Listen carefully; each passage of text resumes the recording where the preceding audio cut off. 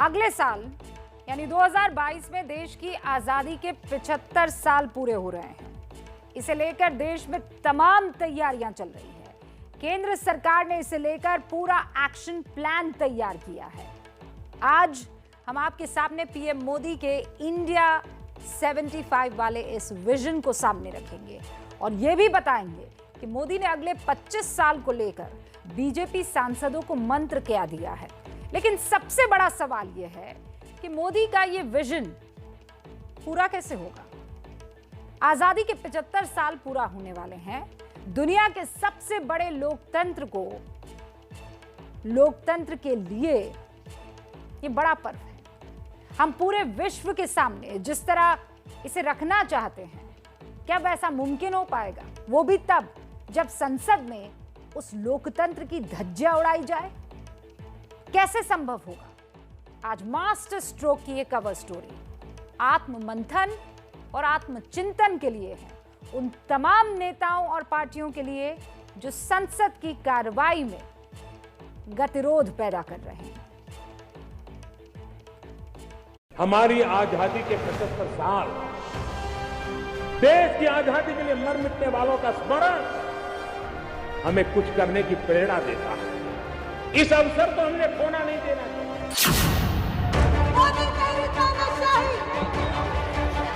ये है देश का लोकतंत्र, किस तरह से हम हिस्सा करते हैं।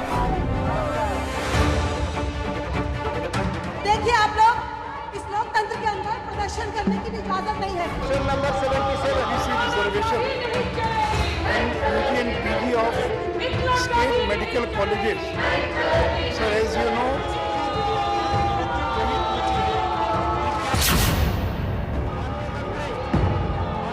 ये तस्वीरें तब सामने हैं जब देश की आजादी के 75 साल पूरे हो रहे हैं।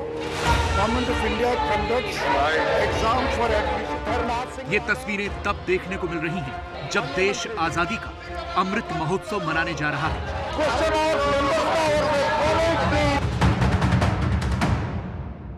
आप मंत्रियों के कामकाज में अवरोध पैदा कर रहे हो, तख्तियां लगाकर आप उनको भाषण नहीं देने दे रहे हो, उनका वक्तव्य नहीं देने दे रहे हो। ये आप लोकतंत्र की परंपराओं का हाथ तोड़ रहे हो। देश की संसद में बड़े से बड़े मुद्दे इस शोर में दब जा रहे हैं। मंत्री बोल नहीं पा रहे और सदन चलाने की सारी कोशिशें बेकार जा रही हैं। माननीय सदस्यगण, सदन में नारेबाजी के लिए कंपटीशन मत करो। जनता की समस्याओं में बोलने के लिए कंपटीशन करो। आप नारेबाजी में कंपटीशन कर रहे हैं, ये जनता देख रही है। सभापति कथित जासूसी के मुद्दे पर विपक्ष ने जैसे ठान लिया है कि वो संसद में कोई काम नहीं होने देंगे और इसीलिए संसद से लेकर सड़क तक कोहराम मचा हुआ है। दिल्ली कांग्रेस के नेता और कार्यकर्ता प्रदर्शन कर रहे हैं। गृह मंत्री अमित शाह के घर के पास इस्तीफा मांगा जा रहा है। तस्वीरें आप देख रहे हैं और हाथों में जो तख्तियां हैं उस पर लिखा है कि पेगासस जासूसी जो है वो देश द्रोह है और अमित शाह का इस्तीफा कांग्रेस के कार्यकर्ता मांग रहे हैं। विरोध का अधिकार लोकतंत्र की खूबसूरती है, लेकिन विरोध के नाम पर यह हंगामा, ये शोर शराबा, ये तख्तियां लहराना, ये कागज उड़ाना, ये कितना सही है? कहीं ऐसा न हो कि विरोध की बारिश में ये पूरा मॉनसून सत्र ही धुल जाए। संसद के अंदर विपक्ष के इस रवैये से निपटने के लिए प्रधानमंत्री नरेंद्र मोदी ने भी कमर कस ली है। बीजेपी की संसदीय दल की बैठक के दौरान प्रधानमंत्री नरेंद्र मोदी ने बीजेपी सांसदों से कहा कि कांग्रेस समेत तमाम विपक्षी दल संसद के अंदर जो हंगामा कर रहे हैं और गतिरोध उत्पन्न कर रहे हैं, उसको लेकर जनता और मीडिया के सामने उनको बेनकाब करें। जासूसी वाले मुद्दे पर सरकार और विपक्ष दोनों अपनी रणनीति बना रहे हैं। सुबह के वक्त बीजेपी संसदीय दल ने बैठक की तो शाम होते होते विपक्षी दलों के तमाम नेता आपस में मिले, लेकिन बवाल सिर्फ जासूसी कांड को लेकर ही नहीं है।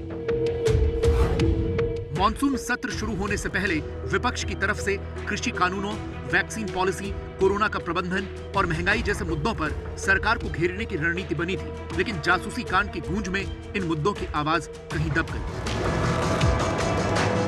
यहाँ तो डिक्टेटरशिप है और वो मोदी जी किसी भी डेमोक्रेटिक इश्यूज को या डेमोक्रेटिक तरीके से इश्यू को सुलझाने के लिए वो तैयार नहीं है। कहते एक मिनिस्टर साहब आके स्टेटमेंट दिया उन्होंने, उनका कोई लेना देना नहीं है, उनका खुद का ही नाम था उसमें। तो अब ये इंटरनल सिक्योरिटी का मामला है, होम मिनिस्टर साहब आए, प्रधानमंत्री जी आए, चर्चा हो। क्या इसकी जासूसी की जांच नहीं होनी चाहिए?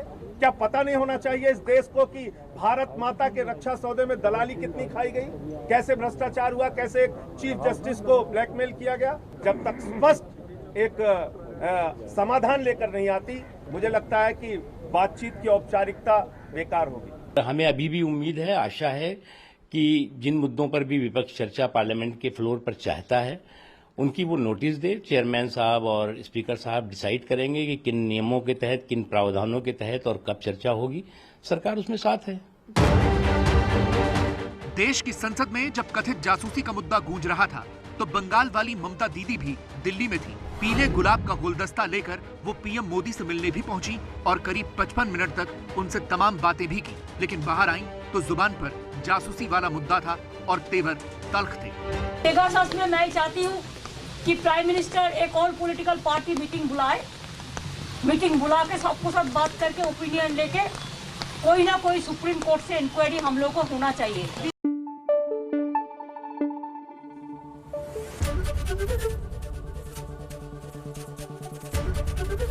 एबीपी न्यूज आपको रखे आगे।